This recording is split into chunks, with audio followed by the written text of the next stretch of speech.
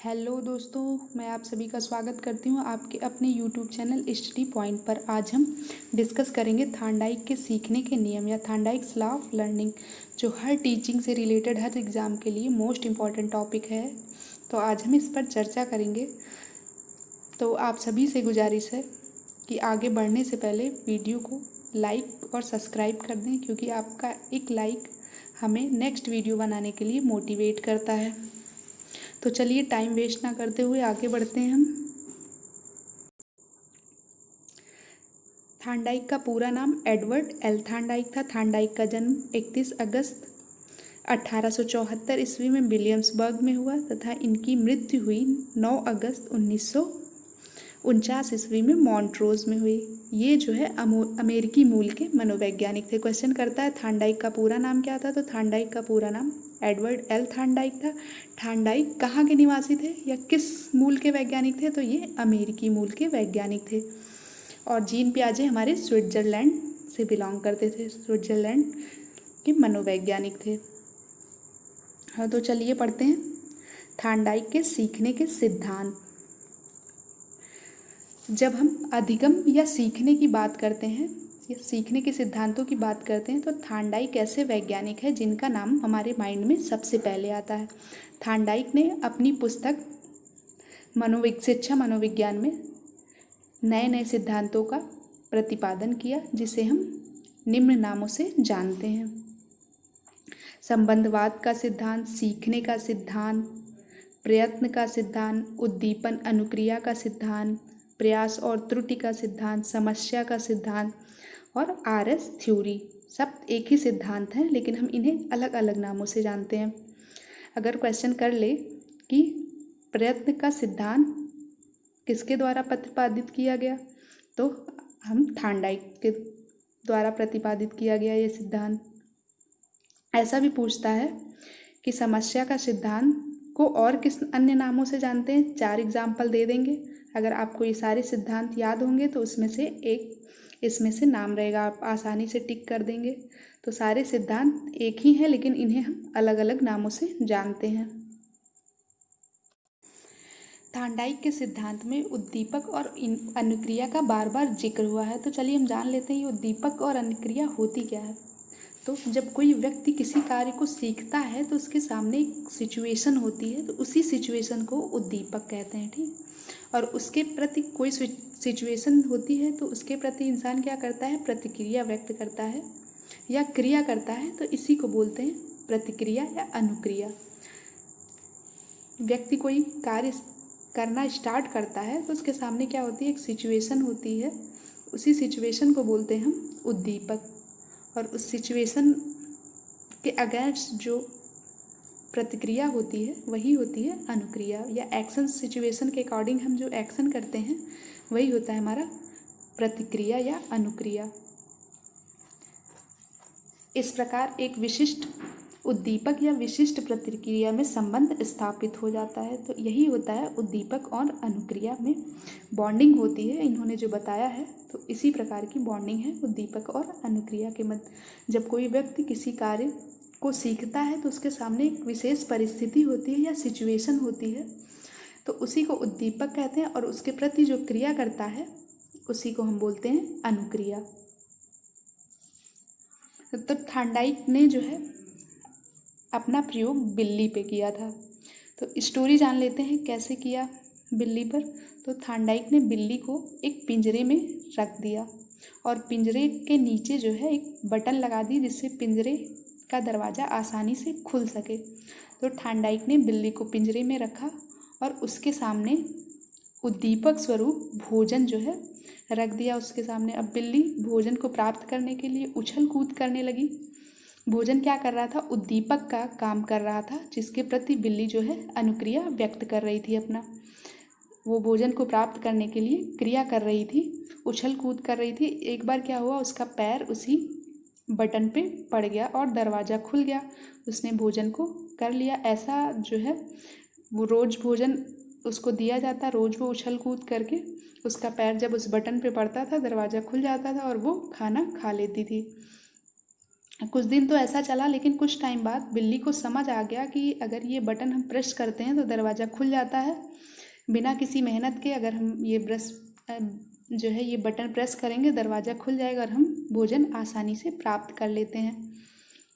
तो इसी पे उन्होंने ये सिद्धांत उनका इसी पे बेस्ड था। तो संबंधवाद का सिद्धांत उद्दीपक और अनुक्रिया के बीच जो संबंध होता है उसी को डिस्क्राइब करता है संबंधवाद का सिद्धांत। और हम किसी चीज़ को बार बार, जैसे बिल्ली ने उछल कूद की बार बार उसी क्रिया को दोहराया, तो क्या किया, सीख गई, उसी क्रिया को बार बार दोहराते हुए सीख गई, सीखी, उसने गलतियाँ करी, प्रयास किया। तो इसी से रिलेटेड हमारा प्रयास और त्रुटि का सिद्धांत। बिल्ली और समस्या का सिद्धांत क्या है, बिल्ली के सामने समस्या थी कि भोजन कैसे प्राप्त किया जाए, तो उस समस्या के सॉल्यूशन के लिए वो अनुक्रिया करती थी। और धीरे धीरे एक ऐसा समय आया जब उसने भोजन प्राप्त कर लिया। प्रयत्न का सिद्धांत, बिल्ली ने बार बार प्रयास किया और भोजन प्राप्त करने के लिए बार बार प्रयास किया और सफल हुई। तो अगर हम किसी कार्य को करने के लिए बार बार प्रयास कर रहे हैं तो अवश्य ही हम सफल होंगे। उद्दीपक क्या था, उद्दीपक और अनुक्रिया का सिद्धांत क्या था। उद्दीपक जो है भोजन था, उसके प्रति बिल्ली जो अनुक्रिया कर रही थी वो उद्दीपक और अनुक्रिया का सिद्धांत। RS थ्योरी क्या थी, SR थ्योरी। तो S स्टिमुलस यानी उद्दीपक, और उद्दीपक के प्रति जो रिस्पांस हो रहा था, अनुक्रिया हो रही थी, वही RS थ्योरी बोल दें या अनुक्रिया, उद्दीपन अनुक्रिया का सिद्धांत कह लें इसे। तो हम याद रखेंगे इन सिद्धांतों को, भिन्न भिन्न नामों से जानते हैं। संबंधवाद का सिद्धांत, सीखने का सिद्धांत, प्रयत्न का सिद्धांत, उद्दीपन अनुक्रिया का सिद्धांत, प्रयास और त्रुटि का सिद्धांत, समस्या का सिद्धांत, SR थ्योरी। ये सारे सिद्धांत एक ही हैं, लेकिन हम इन्हें अलग अलग नामों से जानते हैं। थार्नडाइक ने अधिगम के मुख्य 3 नियम दिए हैं, तत्परता का नियम, अभ्यास का नियम, प्रभाव का नियम। और इन्होंने 5 गौड़ नियम भी दिए हैं जिसको हम बाद में डिस्कस करेंगे। तो तत्परता का नियम क्या है, रेडीनेस लॉ क्या है। तो तत्परता के नियम से अभिप्राय, जिन कार्यों को हम सीखने के लिए तत्पर रहते हैं या तैयार रहते हैं, उस काम को हम क्या करते हैं, जल्दी सीख लेते हैं। परंतु जिस काम में हम रुचि नहीं लेते हैं या जिस काम को सीखने में हमारा मन नहीं लगता, उसे हम जीवन में नहीं सीख पाते हैं या बहुत कम सीख पाते हैं। तो यही है तत्परता का सिद्धांत। भाटिया ने एक मनोवैज्ञानिक थे जिन्होंने कहा है, तत्परता या किसी काम को करने के लिए तत्पर रहना लगभग युद्ध को आधा विजय कर लेने के बराबर है। अगला सिद्धांत है हमारा दूसरा, अभ्यास का नियम या लॉ ऑफ प्रैक्टिस। तो इस नियम के अनुसार जिस प्रक्रिया को हम बार बार करेंगे या बार बार दोहराएंगे, उस क्रिया को हम जल्दी सीख लेते हैं। तो यही होता है अभ्यास का नियम। जैसे जिस काम को हम बार बार करते हैं वो काम हमारे स्कीमा में बैठ जाता है, माइंड में रहता है और उसे हम जल्दी सीख लेते हैं। और जिस काम को हम नहीं करते हैं या जिस काम का हम उपयोग नहीं करते हैं तो उसको हम नहीं सीख पाते हैं। तो इसलिए इसे उपयोग या अनुपयोग का नियम भी कहा जाता है। काल्सनिक के अनुसार जो है अभ्यास का नियम किसी कार्य को बार बार करना, दोहराना या पुनर्विचार करना, अभ्यास करने के औचित्य को समझाता है। तीसरा नियम है हमारा प्रभाव का नियम। जिस काम को करने में हमें खुशी मिलती है, सेटिस्फैक्शन मिलता है, उसे हम बार बार दोहराते हैं उस काम को। और इसके विपरीत जिस काम को करने में हमारी रुचि नहीं होती, खुशी नहीं मिलती, उस काम को हम वहीं स्टॉप कर देते हैं या छोड़ देते हैं।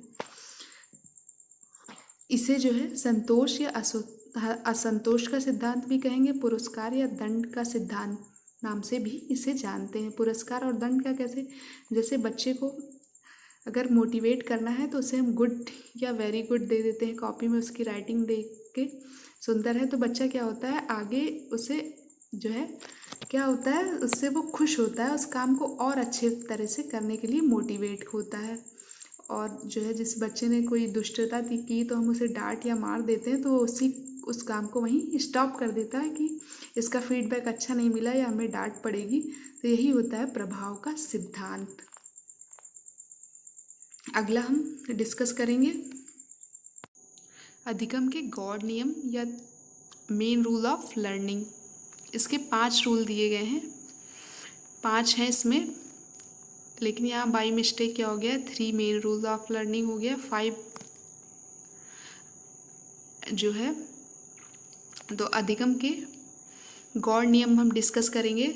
तो पहला नियम है बहुप्रतिक्रिया का नियम या लॉ ऑफ मल्टी रिएक्शन।